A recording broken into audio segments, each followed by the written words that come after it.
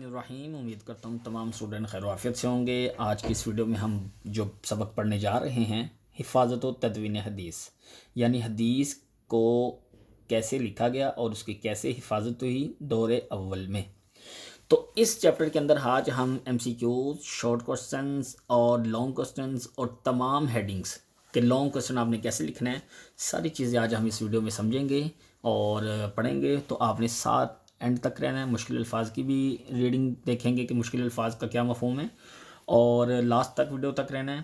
Headings بھی آپ نے ساتھ ساتھ بنانی ہے، بک کا بھی نکال لینی ہے، اور ساتھ ساتھ کوسچن بھی مارک کرواتے جائیں گے، تو وہ بھی آپ نے ساتھ ساتھ بناتے رہنا ہے۔ اس کے بعد چینل کو سبسکرائب نہیں کیا تو وہ آپ کو پتہ ہے کہ آگے ہم کیا کہنا چاہ رہے ہیں، کہ وہ آپ نے لازمی سبسکرائب کرنا ہے تاکہ ہم کوئی بھی چیپٹر پڑھائیں تو وہ آپ تک جلدی پہنچے۔ یہ آپ کی طرف سے صرف یہی فیور ہوتی ہے جو ہمیں آپ کی طرف سے ملتی ہے۔ چلیے جی، یہ دیکھیں، یہ سبق ہے آج کا، حفاظت و تدوین حدیث دور اول۔ پہلے زمانے میں یعنی 3 دور تھے حدیث کی حفاظت کے، تو ان 3 ادوار میں پہلا دور آج پڑھیں گے، عہد نبوی یعنی آپ صلی اللہ علیہ وسلم کا زمانہ، عہد صحابہ کرام رضی اللہ تعالیٰ عنہم یعنی صحابہ کرام رضی اللہ تعالیٰ عنہم کا زمانہ، یہ دور اول تھا۔ اس دور میں کیسے حفاظت ہوئی تو آج پڑھتے ہیں۔ تو پہلا پیراگراف ہے، یہاں سے لے کے یہاں تک، یہ شارٹ 1 کا آنسر ہے۔ ایک تو یہ چیز یہ آپ نے مارکنگ کر لینی ہے۔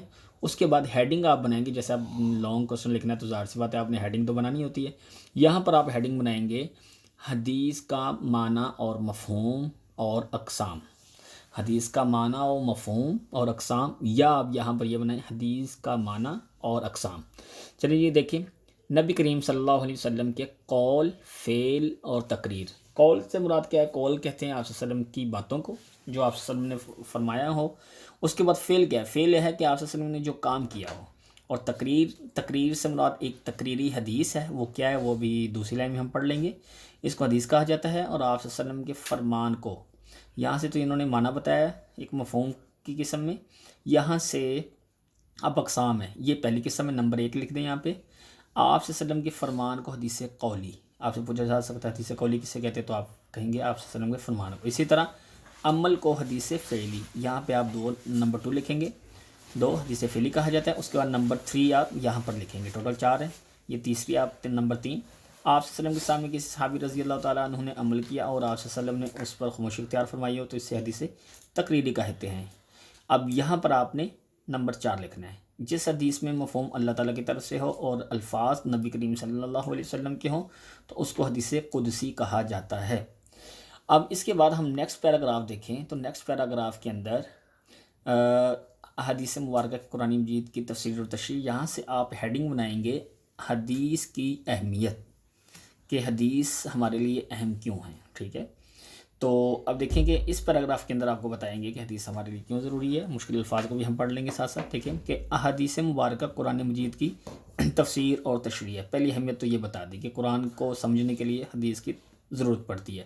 اس کی ایگزامپل آپ یوں لے سکتے ہیں، جیسے قرآن میں اقیم الصلاۃ، نماز قائم کریں، تو کتنی نمازیں پڑھنی ہیں، کیسے پڑھنی ہے، تو وہ ہمیں حدیث میں پتہ چلتا ہے کہ آپ صلی اللہ علیہ وسلم نے اتنی ٹائم پڑھی، اتنی رکعت پڑھی، ایسے پڑھی۔ ایسے ہی نبی کریم صلی اللہ علیہ وسلم کی اطاعت اور اتباع کا اللہ تعالیٰ نے خود حکم فرمایا ہے، یعنی قرآن مجید میں، جو جیسے آپ آیت پڑھتے ہیں یا ایھا الذین آمنوا اطیعوا اللہ واطیعوا الرسول، تو اطیعوا الرسول یعنی رسول کی اطاعت کرو، تو اس سے مراد ہے آپ صلی اللہ علیہ وسلم کی، تو آپ صلی اللہ علیہ وسلم کی جتنے بھی قول فعل ہے تو اس کو حدیث کہتے ہیں، تو لہٰذا حدیث کی اطاعت کا ہمیں حکم مل گیا۔ اس کے بعد نبی کریم صلی اللہ علیہ وسلم معلم انسانیت کے استاذ، معلم کا مطلب استاذ، انسانیت بن کر تشریف لائے ہیں، اور معاملاتی زندگی میں احادیث مبارکہ کے بغیر، معاملاتی زندگی سے مراد زندگی کے معاملات وغیرہ کوئی بھی ہو تو مسلمان کا گزارا ممکن نہیں۔ احادیث مبارکہ عبادات یعنی جو بھی عبادت کرتے ہیں، نماز، روزہ، زکوٰۃ، معاملات، کوئی بھی خرید و فروخت کسی سے بہت ہو کچھ بھی کرتا ہے وہ معاملات، احکامات، کوئی بھی احکام وغیرہ ہیں، ان میں بنیادی حیثیت رکھتی ہے۔ بنیادی حیثیت سے مراد یہاں سے پتہ چلتا ہے کہ ہم نے کون سے معاملات کو کیسے لے کر چلنا ہے، اور قیامت تک ان سے رہنمائی لی جاتی رہے گی حدیث سے، ٹھیک ہے۔ اس لیے دور رسالت میں، دور صحابہ کرام رضی اللہ تعالیٰ عنہ میں ان کی حفاظت پر بھرپور زور دیا گیا، اور احادیث مبارکہ کو باقاعدہ مدون کر دیا گیا، مدون یعنی لکھ دیا گیا۔ یہاں تک تو یہ ہیڈنگ تھی۔ اس کے بعد تدوین حدیث سے مراد، یہاں سے ہیڈنگ ہے تدوین حدیث سے مراد۔ تو تدوین حدیث سے کیا مراد ہے کہ جی احادیث مبارکہ کو جمع کرنا اور کتابی شکل دینا، یہ تدوین حدیث ہے، ٹھیک ہے۔ اب تدوین حدیث کی تفصیل درج ذیل ہے، اس سے ہم پڑھتے ہیں اچھے سے۔ یہاں پر آپ دیکھ سکتے ہیں کہ اس کے بعد ہم دیکھیں کہ یہ والا جو پیراگراف ہے یہاں سے آپ ہیڈنگ بنائیں گے احادیث مبارکہ کی جمع و تدوین۔ نبی کریم صلی اللہ علیہ وسلم کی احادیث مبارکہ کی جمع و تدوین کا آغاز عہد رسالت یعنی آپ صلی اللہ علیہ وسلم کے زمانے میں ہی ہو گیا تھا۔ حدیث کی جمع و تدوین میں خود نبی کریم صلی اللہ علیہ وسلم کی سرپرستی کا مطلب ہے لیڈرشپ اور رضامندی مطلب خوشی شامل رہی ہے۔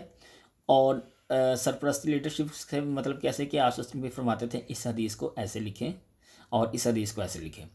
ایسے نبی کریم صلی اللہ علیہ وسلم خود اس بات کو پسند فرماتے تھے کہ آپ کی بات کو سنا جائے، ذہن نشین کیا جائے۔ ذہن نشین کا مطلب ہے یاد کیا جائے اور محفوظ کر لیا جائے، یعنی لکھ لیا جائے یا اس طریقے سے بھی اسے محفوظ کیا۔ اسی وجہ سے آپ صلی اللہ علیہ وسلم ٹھہر ٹھہر کر گفتگو فرماتے تاکہ سامنے والا اس سے اچھی طرح سمجھ لے اور یاد کر لے۔ بعض اوقات آپ صلی اللہ علیہ وسلم، اب یہاں پر آپ جو ہیڈنگ بنائیں گے وہ یہ بنائیں گے 3 بار بات کو دہرانا، ٹھیک ہے۔ تو آپ صلی اللہ علیہ وسلم یہاں سے کہ بعض اوقات آپ صلی اللہ علیہ وسلم 3 مرتبہ اپنی بات کو دہراتے تاکہ مخاطب کا مطلب جو بات آپ صلی اللہ علیہ وسلم کی سن رہا ہے اس کے ذہن میں بیٹھ جائے۔ اور یہاں پر ہے ہیڈنگ بنے گی آپ صلی اللہ علیہ وسلم کی دعا، ٹھیک ہے۔ تو آپ صلی اللہ علیہ وسلم دعا کن کے لیے فرماتے تھے؟ یہاں سے آپ یہ لکھیں گے کہ نبی کریم صلی اللہ علیہ وسلم حدیث کی حفاظت کرنے والوں کو ان الفاظ میں دعا بھی دیتے تھے کہ اللہ تعالیٰ اس انسان کو خوشخرم رکھے، یعنی خوش رکھے کہ جس نے میری بات سنی، یاد کی اور اسے لوگوں تک پہنچایا۔ یہاں تک اب اس کے بعد یہاں پر ہیڈنگ بنے گی اس پیراگراف کی حدیث کی حفاظت کے ذرائع، کہ کیسے حدیث کی حفاظت کی جاتی تھی۔ تو یہ دیکھیں دور رسالت، دور کو بھی مطلب بھی زمانہ ہوتا ہے کہ آپ صلی اللہ علیہ وسلم کے زمانے میں صحابہ کرام رضی اللہ تعالیٰ عنہ نے حدیث مبارکہ کو 3 بڑے ذرائع، 3 یعنی بڑے طریقوں سے محفوظ کیا، جن میں انہوں نے حدیث مبارکہ کو حفظ کیا۔ نمبر 1 لکھ لیا، نمبر 2 اس کے مطابق عمل کیا کر کے حدیث کو محفوظ، نمبر 3 عمل کیا۔ تو یہ 3 طریقے تھے حدیث کو محفوظ کرنے کے، ٹھیک ہے۔ اس کے بعد یہ والا جو پیراگراف ہے اس کی آپ ہیڈنگ بنائیں گے حدیث کا کیا نام ہے، صحابہ کرام رضی اللہ تعالیٰ عنہ کا مشن مطلب ان کا کیا ایک ٹارگٹ تھا۔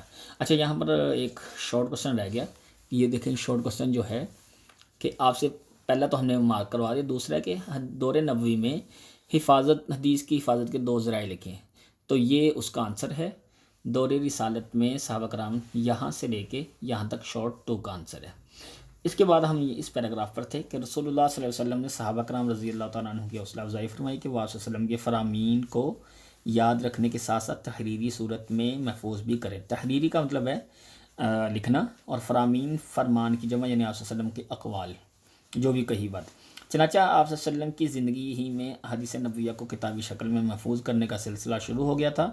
رسول اللہ صلی اللہ علیہ وسلم کے وصال کے بعد صحابہ کرام رضی اللہ تعالیٰ عنہ کی بڑی تعداد نے اس عمل کو اپنی زندگی کا مشن بنایا، ایک ٹارگٹ بنایا۔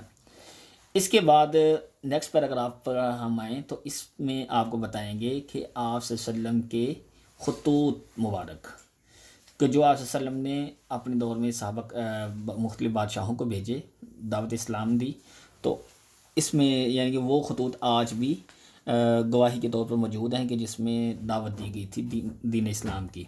یہ دیکھیں عہد رسالت یعنی آپ صلی اللہ علیہ وسلم کے زمانے میں حدیث مبارکہ کی کتابت کا مطلب ہے لکھنا، اس کی کثیر شہادتیں موجود ہیں، یعنی یہ جو ہمیں پروف ملتے ہیں کہ آپ صلی اللہ علیہ وسلم کے زمانے میں حدیثوں کو لکھوایا جاتا تھا۔ دور رسالت میں ہی جو دعوت نامے اور خطوط خود نبی کریم صلی اللہ علیہ وسلم نے مصر، شام اور ایران کے فرمانرواؤں سے مراد ان کے بادشاہ، ان کو لکھے خطوط میں بعض تحریری شکل میں آج بھی مختلف مقامات پر محفوظ ہے۔ نبی کریم صلی اللہ علیہ وسلم نے حضرت عمرو بن حزم، عمر اس سے پڑھنا ہے، عمر نہیں اور عمر نہیں، عمر واو ہے، واو کے ساتھ عمر اور واو کے بغیر عمر، تو یہ عمر ہے۔ حضرت عمرو بن حزم رضی اللہ تعالیٰ عنہ کو یمن کا والی، یعنی والی کا مطلب وہاں کا سربراہ بنا کر بھیجا، تو انہیں صدقہ اور وراثت کا سے مراد زکوٰۃ اور صدقہ دوسرے، اور وراثت یعنی جب کوئی بندہ فوت ہو جائے تو اس کے بعد کا جو مال وغیرہ ہے اس کی تقسیم کے متعلق احکام لکھوا کر دیے۔ اسی طرح نبی کریم صلی اللہ علیہ وسلم نے مختلف علاقوں سے زکوٰۃ وصول کرنے کے لیے جن لوگوں کو روانہ فرمایا تھا ان کے لیے رہنمائی کے لیے زکوٰۃ کے تفصیلی احکام لکھوا دیے تھے۔ یہ احکام باقاعدہ تحریری یعنی لکھے ہوئے کی شکل میں صحابہ کرام رضی اللہ تعالیٰ عنہ کے پاس موجود تھے۔ اس کے بعد یہ والا جو پیراگراف ہے، اس پیراگراف میں آپ پڑھیں گے کہ آپ صلی اللہ علیہ وسلم کے زمانے میں جن بڑے صحابہ کرام رضی اللہ تعالیٰ عنہ نے اپنے پاس احادیث لکھی تھیں، ان رجسٹر کے نام کیا۔ اس پیراگراف کے اندر دیکھیں کہ بعض صحابہ کرام رضی اللہ تعالیٰ عنہ کے پاس احادیث نبویہ کے ذاتی نسخے یعنی رجسٹر سمجھ لیں، ڈائری سمجھ لیں، کتاب سمجھ لیں، موجود تھے۔ صحیفہ صادقہ یہ اس وقت کی مشہور کتاب کا نام ہے جس میں ایک صحابی نے حدیث لکھی تھی۔ تو دور رسالت ہی کا مجموعہ حدیث یعنی حدیث کو جمع کرنے کا وہ کاپی یا کتاب تھی جو حضرت عبداللہ بن عمرو بن عاص رضی اللہ تعالیٰ عنہ کا مرتب کردہ تھا، مرتب یعنی تیار کردہ تھا۔ یہ انہوں نے رجسٹرڈ یا کاپی بنائی تھی جس کاپی کا نام صحیفہ صادقہ تھا۔ اسی طرح اس کے علاوہ حضرت ابو ہریرہ رضی اللہ تعالیٰ عنہ، حضرت علی المرتضیٰ رضی اللہ تعالیٰ عنہ، حضرت عبداللہ بن مسعود رضی اللہ تعالیٰ عنہ کے پاس بھی حدیث مبارکہ کے تحریری نسخے موجود تھے۔ اچھا، اس میں امید ہے آپ کو سمجھ آ رہی ہوگی۔ یہاں پر آپ کو کوئی بھی کوشچن ہو تو وہ آپ کمنٹس کر سکتے ہیں، پوچھ سکتے ہیں۔ اس کے بعد نیکسٹ پیراگراف ہے، یہ ہے تابعین کا دور۔ تابعین کا دور، تابعین کن کو کہا جاتا ہے؟ تابعین ان لوگوں کو کہا جاتا ہے جنہوں نے آپ صلی اللہ علیہ وسلم کو نہ دیکھا ہو لیکن کسی نہ کسی صحابی کو دیکھا ہو، صحابی سے ملاقات کی ہو۔ تو یہاں سے ہیڈنگ ہے تابعین کا دور۔ تو صحابہ کرام رضی اللہ تعالیٰ عنہ کے بعد تابعین کے دور میں احادیث مبارکہ کو جمع و تدوین نے ایک منظم تحریک کی شکل اختیار کر لی، یعنی یہ ایک یعنی کہ سسٹم بن چکا تھا کہ حدیثوں کو جمع کیا جائے اور کتابی شکل دیا جائے۔ اور اس پیراگراف کے اندر آپ کو یہ بھی بتائیں گے کہ اس دور کے اندر ایسی کتابیں لکھی گئی حدیث کی کہ جو بعد میں آنے والے کے لیے ایک ماخذ اور مصادر بنی ہے۔ اس کا کیا مطلب ہے اس کو بھی ہم سمجھ لیتے ہیں۔ تابعین نے اس دور میں کئی کتب احادیث مرتب کی، یعنی حدیثوں کی کتابیں لکھیں، تیار کیں، جو بعد کے ادوار کا مطلب ہے دور زمانہ میں باقاعدہ ماخذ اور مصادر کی حیثیت رکھتی ہیں۔ ماخذ اور مصادر کا مطلب یہ ہے کہ جیسے اب ہم کوئی بھی ایک واقعہ لکھتے ہیں تو اس میں ایک قرآن کی آیت لکھتے ہیں تو ہم وہاں پہ پھر پروف دیتے ہیں کہ قرآن کی فلاں صورت ہے، فلاں آیت نمبر ہے۔ ایسے ہی تو یہ جو قرآن ہے، جو وہ صورت ہم بتا رہے ہیں تو وہ ماخذ اور مصادر ہے کہ ہم نے وہاں سے پروف لیا ہے کسی بات کو بتانے کے لیے۔ اسی طرح حدیث کی کتابیں جو اب آج کل ہم کسی بھی واقعے میں یا کسی بھی جگہ بیان کرنے کے لیے کوئی حدیث بیان کرتے ہیں تو ہم ان کتابوں سے حدیث بتاتے ہیں کہ جیسے بخاری شریف ہے، ہم نے حوالہ دیا کہ بخاری شریف ہے، اس کی فلاں حدیث ہے، فلاں نمبر ہے اس کا، ٹھیک ہے۔ تو یہ اس کو کہا جاتا ہے ماخذ اور مصادر کہ کہاں سے وہ چیز لی جا رہی ہے۔ تو وہ کتابیں پھر ماخذ اور مصادر کی حیثیت رکھتی ہیں۔ حدیث نبویہ کی جمع و تدوین کے حوالے سے یہ تمام کوششیں ذاتی نوعیت کی تھیں۔ ذاتی نوعیت کی تھی سے مراد یہ ہے کہ ہر بندے نے اپنی اپنی وہ کتابیں لکھی ہوئی تھیں، ٹھیک ہے۔ تو سرکاری سطح پر جمع و تدوین کا سلسلہ حضرت عمر بن عبدالعزیز رحمۃ اللہ علیہ کے دور میں شروع ہوا۔ جمع و تدوین حدیث کی تحریک کو اوج کمال کا مطلب بلند سطح پر یعنی مضبوط لیول تک پہنچانے کا اعزاز امام مالک رحمۃ اللہ علیہ اور صحاح ستہ کے مؤلفین کے سر ہے۔ صحاح ستہ یعنی 6 کتابیں جو لکھی گئی تھی، بخاری، مسلم، ترمذی شریف وغیرہ اس طرح کی ابھی آگے آ رہی ہیں۔ ان کے مؤلفین بولتے ہیں ان کتابوں کو لکھنے والے۔ تو اس میں یہ کتابیں جیسے موطا امام مالک، یہ صحاح ستہ کی کتاب نہیں ہے، یعنی اس میں شامل نہیں ہے، یہ امام مالک کی کتاب ہے۔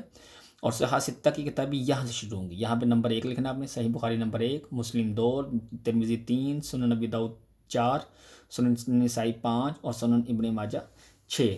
یہ اسی دور کی یادگار کتابیں ہیں۔ یہ حدیث مبارکہ کی مستند یعنی مضبوط کی مجموعے ہیں۔ اس کے بعد ہم آگے بات کریں حدیث کی ذات میں، لیکن یہاں پر شارٹ 3 ہمارا رہتا تھا۔ وہ کیا ہے؟ شارٹ 3 ہے جی، صحاح ستہ میں کوئی سی 2 کتابوں کے نام لکھیں، یہ شارٹ 3 ہے۔ تو اس کا آنسر یہاں پہ ہے صحیح بخاری، صحیح مسلم۔ تو آپ نے کوشش کرنی ہے کہ 6 کی 6 کتابیں آپ کو یاد ہوں تو آپ کو اسی بھی 2 لکھ سکتے ہیں۔ اس کے بعد یہ پیراگراف ہے، تو یہ والا جو اس پیراگراف کی جو ہیڈنگ ہے وہ کیا نام ہے حدیث کی حفاظت کا۔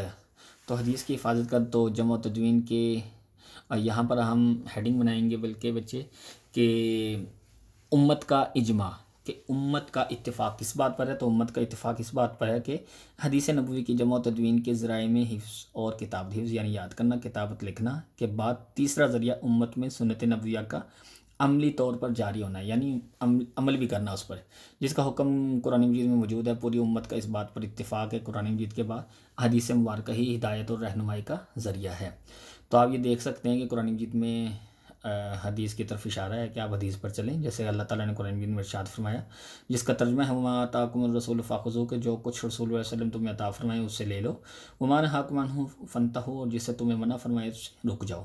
اس طرح یہ لاسٹ میں حاصل کلام ہے۔ جمع و تدوین حدیث کی پوری تاریخ میں نظر ڈالنے سے واضح ہوتا ہے کہ اللہ تعالیٰ نے قرآن مجید کے ساتھ حدیث نبوی صلی اللہ علیہ وسلم کی حفاظت کے بھی خصوصی اسباب مہیا فرمائے ہیں، تاکہ قیامت تک اہل ایمان اس پر عمل پیرا یعنی عمل کر کے دنیا اور آخرت میں کامیاب ہو سکے۔ 3 شارٹ بھی ہو چکے ہیں، اب ہم MCQs کرتے ہیں مکمل۔ نبی کریم صلی اللہ علیہ وسلم کے عمل کو کہا جاتا ہے حدیث فعلی، عمل سے مراد فعل بولتے ہیں، اردو میں بھی آپ کو پتہ ہے فلاں فعل بولا جاتا ہے۔ حدیث کو جمع کرنا اور کتابی شکل دینا کہلاتا ہے تدوین حدیث۔ نبی کریم صلی اللہ علیہ وسلم نے حضرت عمرو بن حزم رضی اللہ تعالیٰ عنہ کو والی یعنی سربراہ یا لیڈر بنا کر بھیجا یمن کا۔ صحاح ستہ میں کتنی کتابیں شامل ہیں؟ صحاح کا مطلب ہے صحیح، ستہ کا مطلب ہے 6۔ صحاح ستہ میں 6 کتابیں شامل ہیں۔ حضرت عمر بن عبدالعزیز رحمۃ اللہ علیہ نے سرکاری سطح پر کس چیز کا انتظام فرمایا؟ تو انہوں نے احادیث کی جمع و تدوین کا، یعنی حدیثوں کو جمع کرنا اور لکھنا۔ تو امید ہے، اور یہ لاسٹ میں جمع و تدوین حدیث پر تفصیل لانگ کوسچن ہے، تو یہ آپ نے پورا چیپٹر لکھنا ہے، اور امید ہے یہاں پر آپ کو کچھ نہ کچھ سمجھ آیا ہوگا۔ لاسٹ میں آپ سے پھر یہی ریکویسٹ ہے، جو آپ کی طرف سے ہمیں فیور ملتی ہے وہ آپ نے دینی ہے ضرور، کہ چینل کو سبسکرائب لائک لازمی کرنا ہے، اور کوئی نہ کچھ کمنٹ بھی آپ نے لازمی کرنا ہے۔ دعاؤں میں یاد رکھیے گا۔ اللہ حافظ۔